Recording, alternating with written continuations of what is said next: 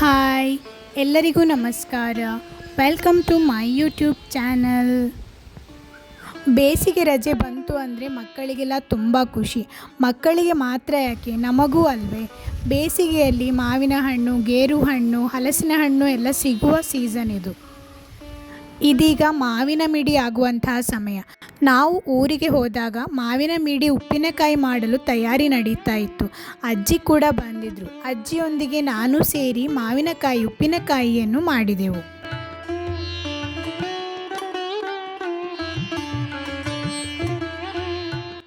ಮಾವಿನ ಮಿಡಿಯನ್ನು ಒಂದು ಬಟ್ಟೆಯಲ್ಲಿ ಚೆನ್ನಾಗಿ ಒರೆಸಿ ಅದರ ತೊಟ್ಟನ್ನು ತೆಗೆಯಬೇಕು. ನಂತರ ಒಂದು ಏರ್ಟೈಟ್ ಕಂಟೈನರ್ ಅಥವಾ ಬಾಕ್ಸ್ನಲ್ಲಿ ಮಾವಿನ ಮಿಡಿಯನ್ನು ಉಪ್ಪಿನಲ್ಲಿ ಹಾಕಿ ಇಡಬೇಕು. ಒಂದು 4-5 ದಿನ ಆದ ನಂತರ ನಾವು ಅದನ್ನು ಉಪ್ಪಿನಕಾಯಿ ಮಾಡುವಂಥದ್ದು. ನಾವು ಕಾಡು ಮಾವಿನಕಾಯಿ ಅಥವಾ ಅಪ್ಪೆ ಮಿಡಿಯನ್ನು ಉಪ್ಪಿನಕಾಯಿ ಹಾಕಲು ಉಪಯೋಗಿಸ್ತೇವೆ. ಕಷಿ ಮಾವಿನಕಾಯಿಯನ್ನೆಲ್ಲ ಉಪ್ಪಿನಕಾಯಿ ಹಾಕಲು ಆಗುವುದಿಲ್ಲ. ಮಾವಿನ ಮಿಡಿಯನ್ನು ಉಪ್ಪಿನಲ್ಲಿ ಹಾಕಿ 1 ವಾರಗಳ ತನಕ ಇಟ್ಟಿದ್ದೆವು. ಇದೀಗ ಮಾವಿನ ಮಿಡಿ ಉಪ್ಪನ್ನೆಲ್ಲ ಹೀರಿ ಚೆನ್ನಾಗಿ ಚಿರುಟಿ ಸಿಕ್ಕಿದೆ. ಇದನ್ನೀಗ ಉಪ್ಪು ನೀರಿನಿಂದ ಬೇರ್ಪಡಿಸಿ ಒಂದು ಬಟ್ಟೆಯಲ್ಲಿ ಹಾಕಿಡಬೇಕು. ಮಾವಿನ ಮಿಡಿಯನ್ನು ಒಂದೊಂದಾಗಿ ಉಪ್ಪು ನೀರಿನಿಂದ ಬೇರ್ಪಡಿಸಿ ಒಂದು ಬಟ್ಟೆಯಲ್ಲಿ ಹಾಕಿ ಇಡುತ್ತಾ ಇದ್ದೇವೆ. ಇದು ಸ್ವಲ್ಪ ಆರಿದ ನಂತರ ನಾವು ಉಪ್ಪಿನಕಾಯಿಯನ್ನು ಮಾಡೋಣ. ನಾವು 2 ವಿಧಾನದಲ್ಲಿ ಮಾವಿನಕಾಯಿ ಉಪ್ಪಿನಕಾಯಿಯನ್ನು ಮಾಡುವ ತಯಾರಿಯಲ್ಲಿದ್ದೇವೆ. ಮೊದಲನೇ ವಿಧಾನಕ್ಕೆ ನಾವಿಲ್ಲಿ ಸಾಸಿವೆಯನ್ನು ಚೆನ್ನಾಗಿ ತೊಳೆದು ಬಿಸಿಲಿನಲ್ಲಿ ಒಣಗಲು ಇಟ್ಟಿದ್ದೇವೆ. ಇದು ಮೆಣಸು ನೋಡಿ. ಅಲ್ಲಿ ಬದಿಯಡ್ಕದ ಮಹಿಳೋದಯದಿಂದ ನಾವು ಉಪ್ಪಿನಕಾಯಿ ಮಿಕ್ಸನ್ನು ತೆಗೆದುಕೊಂಡು ಬಂದಿದ್ದೆವು. ಇದನ್ನು ಉಪಯೋಗಿಸಿ ತುಂಬ ಸುಲಭವಾಗಿ ನಾವು ಉಪ್ಪಿನಕಾಯಿಯನ್ನು ಮಾಡಬಹುದು. ಉಪ್ಪಿನಕಾಯಿ ಮಿಕ್ಸನ್ನು ಉಪ್ಪು ನೀರನ್ನು ಹಾಕಿ ಮಿಕ್ಸಿಯಲ್ಲಿ ಒಮ್ಮೆ ಗ್ರೈಂಡ್ ಮಾಡಿ ಒಂದು ಪಾತ್ರೆಗೆ ಹಾಕಿಕೊಳ್ತಾ ಇದ್ದೇವೆ. ಮುಖ್ಯವಾಗಿ ನಾವು ಉಪ್ಪಿನಕಾಯಿ ಮಾಡುವಾಗ ಗಮನದಲ್ಲಿಟ್ಟುಕೊಳ್ಳಬೇಕೇನೆಂದರೆ ನೀರನ್ನು ಉಪಯೋಗಿಸಬಾರದು. ನೀರಿನ ಬದಲು ನಾವು ಕುದಿಸಿ ಆರಿಸಿದಂತಹ ಉಪ್ಪು ನೀರನ್ನೇ ಬಳಸುವಂಥದ್ದು. ಈಗ ಉಪ್ಪಿನಕಾಯಿ ಮಸಾಲೆಗೆ ಒಂದೊಂದಾಗಿ ಎಲ್ಲ ಮಾವಿನ ಮಿಡಿಯನ್ನು ಹಾಕಿ ಚೆನ್ನಾಗಿ ಮಿಕ್ಸ್ ಮಾಡಿಕೊಳ್ಳಬೇಕು. ಮಸಾಲೆ ನೀರು ಬೇಕು ಅಂತಾದರೆ ಸ್ವಲ್ಪ ಉಪ್ಪು ನೀರನ್ನು ಉಪಯೋಗಿಸಿಕೊಳ್ಳಬಹುದು. ಅಜ್ಜಿಯೊಂದಿಗೆ ಉಪ್ಪಿನಕಾಯಿ ಮಾಡುವಂತಹ ಅನುಭವವೇ ಬೇರೆ. ಮೊದಲು ಅತ್ತೆ ಅಥವಾ ಅಮ್ಮ ಉಪ್ಪಿನಕಾಯಿ ಮಾಡುವುದನ್ನು ನಾನು ನೋಡಿದ್ದೆ.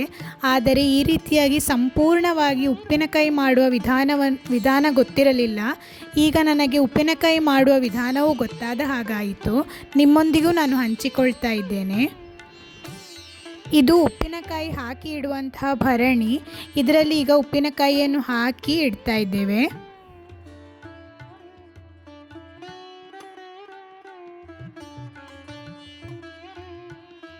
ಇದು ಒಂದು ವಿಧಾನ ಅಷ್ಟೇ. ಬೇರೆ ಬೇರೆ ಥರದಲ್ಲಿ ಉಪ್ಪಿನಕಾಯಿಯನ್ನು ಮಾಡಿಕೊಳ್ಳಬಹುದು.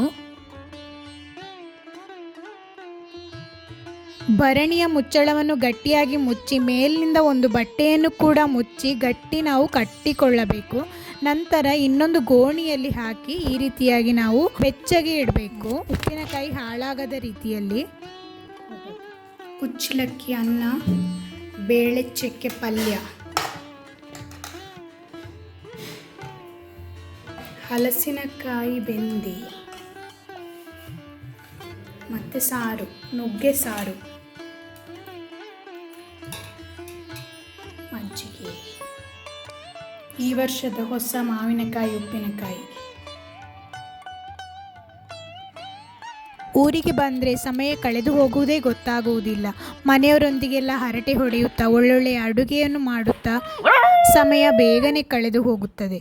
ಈ ವಿಡಿಯೋ ನಿಮಗೆ ಇಷ್ಟವಾಗಿದೆ ಅಂತ ನಾನು ಭಾವಿಸ್ತೇನೆ. ಇಷ್ಟವಾದಲ್ಲಿ ಒಂದು ಲೈಕ್ ಮಾಡಿ. Thank you.